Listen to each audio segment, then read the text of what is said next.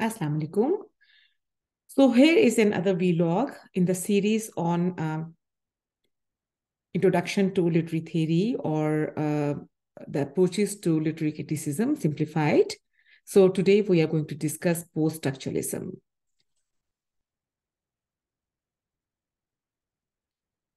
So what is post-structuralism? During the 1960s and 1970s, a group of French scholars who are now considered figureheads of the post-structuralist movement started writing post-structuralism theory in ways that would lead to the questioning of everything, including the very existence of truth itself. Post-structuralism was an intellectual movement from France during the 1960s and 1970s that challenged the belief in the stable or unchanging meanings and identities. So that means that this movement can be studied as a response to structuralism, challenging all the structures.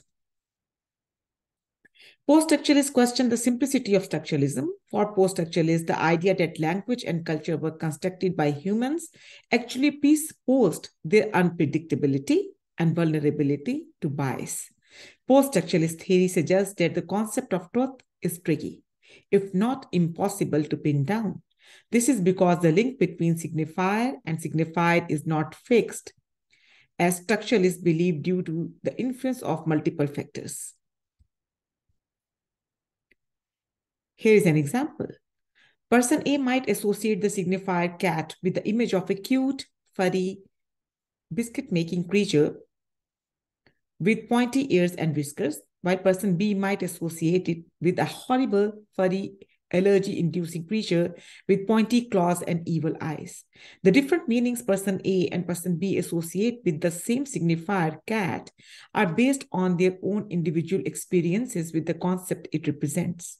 Because of this, an author's intended meaning and how meaning will be received by an audience can never be guaranteed. And this goes for any mode of communication. So the meaning is not fixed. Roland Barthes and Jacques Derrida are prominent post-structuralist theorists who have been instrumental in bringing post-structuralist theory to literary analysis. According to Roland Barthes, we should approach literary analysis as if the author is dead. We know that to give writing its future, it is necessary to overthrow the myth, the structure. The birth of the reader must be at the cost of the death of the author. Deconstruction. Jacques Derrida's deconstruction theory challenges the idea that true meanings can be found by logically analyzing a language's structure, such as the binary oppositions. For example, black, white, good and evil, high and low, it contains. Derrida saw these structures as proof of language's underlying instability and unpredictability rather than the other way around. Derrida also argued that binaries in language can reflect ideology in a society because binaries often contain hierarchies. A structuralist, here's another example of this. A structuralist might say that we know the meaning of black because we know it is not white. However, a post-structuralist might say that we can also understand the meaning of black because it is not purple or blue or cat or guitar, etc., which leads to the meaning of black being dependent upon an infinite web of other meanings. So the method, if these assumptions are or principles are applied to a literary text? So how should we actually approach a literary text if we are applying post-structuralism to a literary text or to our analysis? When conducting a post-structuralist literary analysis, readers should acknowledge the multiplicity of meanings that can be interpreted from a text and their influencing contexts. Readers should be skeptical of accepted binaries, and post-structuralism encourages readers to take them apart in order to examine their parts more easily.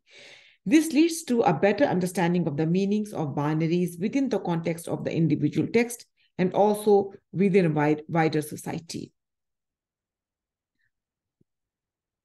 Here is another example. Let's take a look at Charlotte Bronte's Jane Eyre as an example of a post-structuralist reading of a literary text. A post-structuralist reading could take apart the hero, which is Jane Eyre, and villain, which is the wife of Rochester, binary by asking and trying to answer the following questions. What makes Jane Eyre the hero and what makes Bertha the villain? Can we link these markers of heroism and villainy to Jane's Englishness and Bertha's foreignness? If so, what does this say about ideology in society or racist ideology in society? Why is it that we see Jane as the hero, victim, and Bertha as the villain or aggressor? And how would the meaning of the novel change if we were skeptical of these binaries? But there are, of course, some limitations of this approach. Firstly, post-structuralism could be critiqued for putting too little focus on the author. Second, post-structuralists contend that there is no fixed meaning. If so, perhaps it could be argued that post-structuralism is too contradictory to be taken seriously. So the conclusion is this, that post-structuralism challenged the ideas presented by structuralism, an intellectual movement that came before it. For post-structuralists, language and culture are unpredictable and vulnerable to bias. Because of this, meaning is always changing. There can be no absolute truths. A post-structuralist reading of a text prioritizes the audience's response over the life and opinions of the author. It is skeptical of accepted binaries and encourages them to be taken apart and questioned.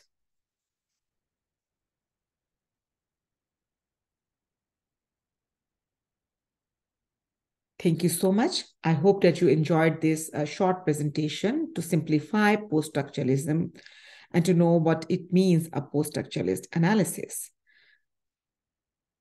I would be looking forward to your feedback and comments. Thank you. God bless you all.